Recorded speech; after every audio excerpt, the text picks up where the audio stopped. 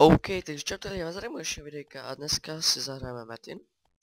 A je tohle vlastně druhé videjko z tohohle channelu. Tak uvidíme, jak se dneska zadaří. Dneska si zajedeme na Metiny. Pojedu na Metiny 55, Diabla. A budeme tady hledat u středu, tak uvidíme, jestli tady něco bude. Nejčastěji tady bývají u toho středu, takže si to pohlednem. Když budu měnit cháčko, tak střihnu. A uvidíme, no. Tak jo. Tak zkusíme něco najít.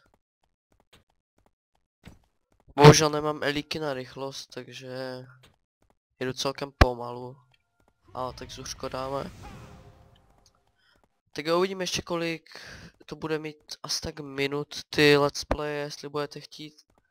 Jakože je to na vás, jestli budete ty let's play chtít nebo ne. Plánuji ještě točit z quadcoreu a z dalších takových věcí prostě. Tak uvidíme, jo, paráda, je tady Metin. Občas mě ale zabijou, protože nemám zase tak dobrou výbavu. Ten štít, ten je hodně bad, ten budu muset ještě celkem dost zlepšit. Tak, tady mám PVM, FMS slabé celkem. Takže si budu muset dokoupit nějaké nové. Tady mám takové pro mě dostačující PvP FMS. Budu ještě asi ho nějak prodávat a ještě se tam snažit, nebo ho možná ještě protočím, abych tam měl polo 10 nebo něco takového. Ebenky tež úplně slabé.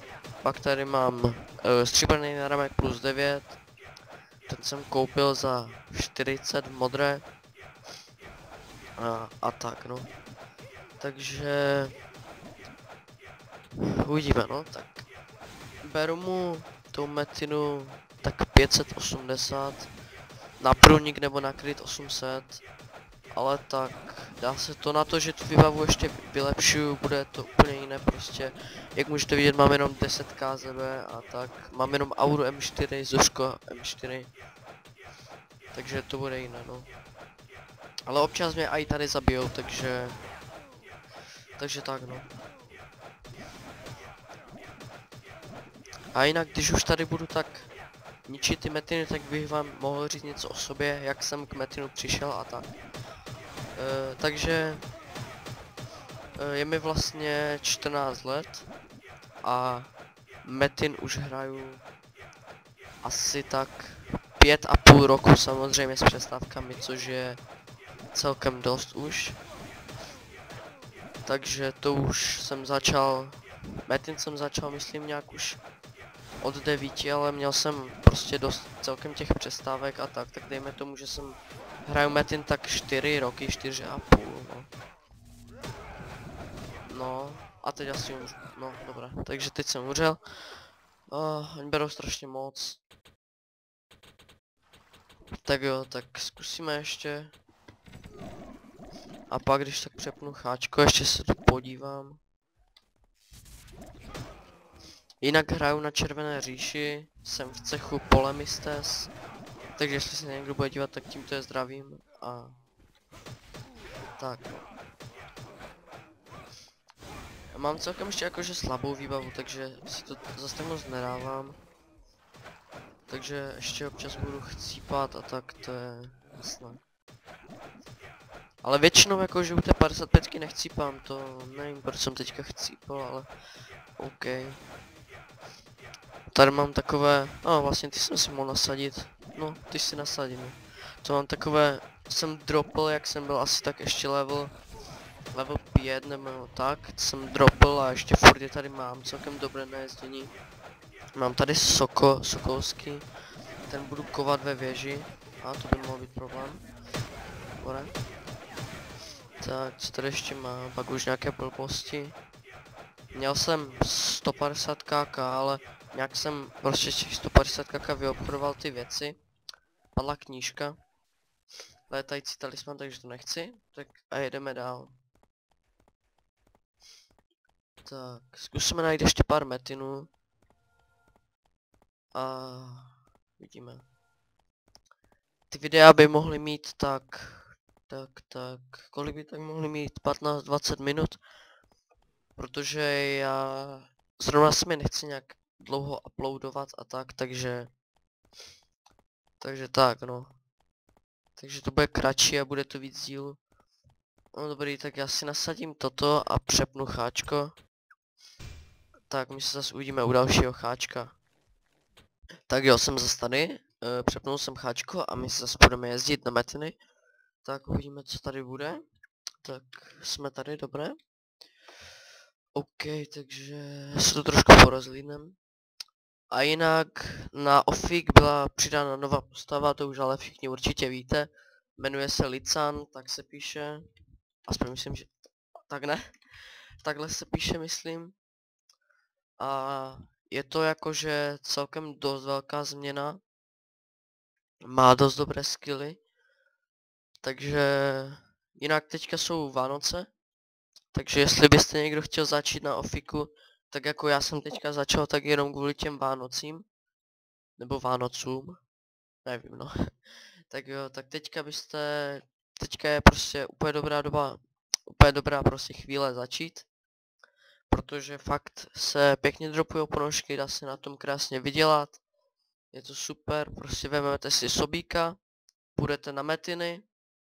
A to máte prostě takový double drop, protože vám z toho metinu budou padat i ponožky, i nějaké pěkné dropy jako duše a tak. Tak jo. Já doufám, že mluvím dost nahlas, že to bude slyšet. No a tak uvidíme, protože já mám celkem dost špatný mikrák, protože asi tak na Vánoce budu mít novej, no tak uvidíme, jestli bude dobrý ten nový mikrák. Budu ho kupovat asi z Alzy, nebo ještě nevím, odkaď. Tak jo, tak já přepnu cháčko, před tu evidentně nic není a uvidíme se zase za chviličku. OK, tak jo, jsem zase tady. Tak my se zase trošku projedeme a uvidíme, jestli tady bude nějaký metinek. No tady celkem dost na těch 55 padají duše, takže to je většinou vybité. Takže tak no. Takže jich tu prostě moc není.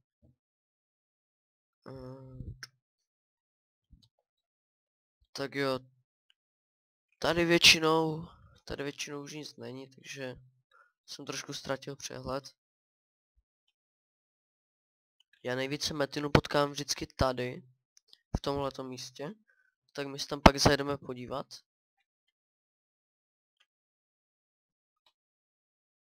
OK. Tak. Nevím, co bych komentoval, když nemlátím žádný metin nebo tak, takže...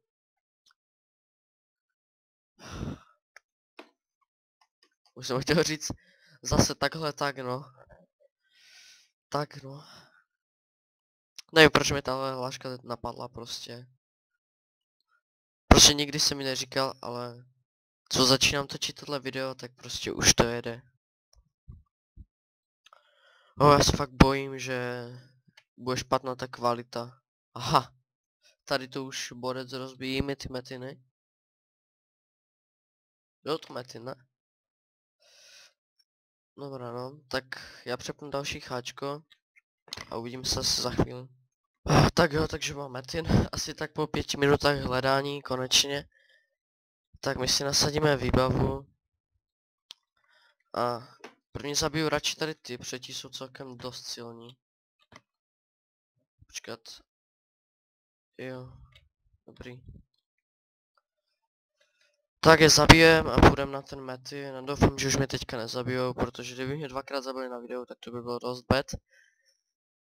Protože většinou mi nezabíjejí a určitě zase jak to bude na tom videu, tak mě zabijou. No, tak je tady tak trošku posekáme. Já se omlouvám za to, jak mluvím, protože mám celkem rýmu.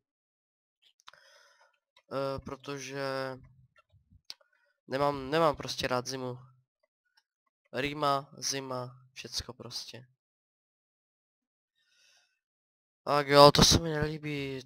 moc monster bylo vedle toho metinu a já je furt naháním. Tak.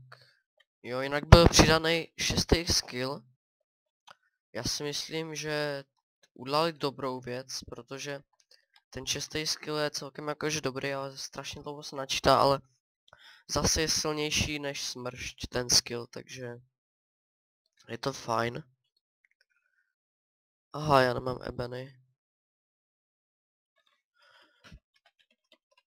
Jinak budu pořád dropovat, no, budu pořád dropovat. Prostě protože potřebuju lepší výbavu. A tak no. Takže ještě tak pár deseti hodin, nebo jak se to říká. Prostě zhruba tak ještě 20-30 hodin budu jezdit na metiny. Protože fakt tu výbavu potřebuju, abych tomu metinu sekal aspoň tak těch 800. Takže protože tohle je fakt celkem dost špatné. A jinak někdo říká, že když do toho metinu dáváte skilly, takže to prostě masakra. Že to prostě větší šance na drop, nebo co to říkají. Ale dobře, tak jsem tady. Vyrušil mě otec. Já mu můžu prostě říkat 1000krát, ať tady do pokoje nechodí. Že tady prostě natáčím. On tu prostě pořád, to prostě stejně přijde, to je úplně na nic. No co už. Ještě jsem k tomu chcípl, takže paráda. A tak snad už ten metin sundám. Tak, kolik to má na kritik? 10 aha, to je jenom poškození, tam není kritik. Tu mám tělo.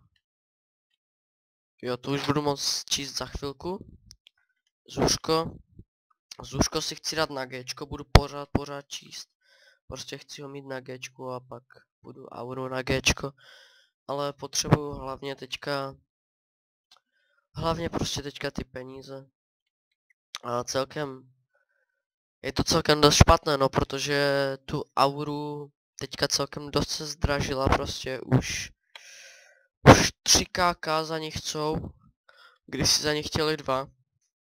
Jako není to zas o tolik, ale zas když třeba máte 10 eur, no, tak výborný zas drop.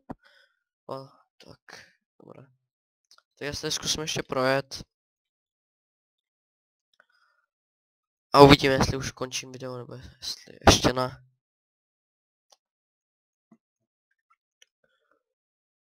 Tak. A jinak na začátku jsem si kontroloval, jako jestli ten zvuk, jestli vůbec budu moc nahrávat. Aha, 9 ocas, tak to nic, z toho nedám. Počkat, ale kdybych ho bugnul, zkusím. Neskusím. Tak nic. Dobré, takže neskusím. Ale tak no, co je to 9 ocas?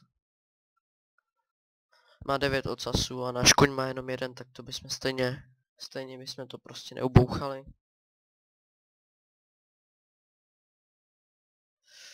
Tak, ještě zajdeme se podívat tady.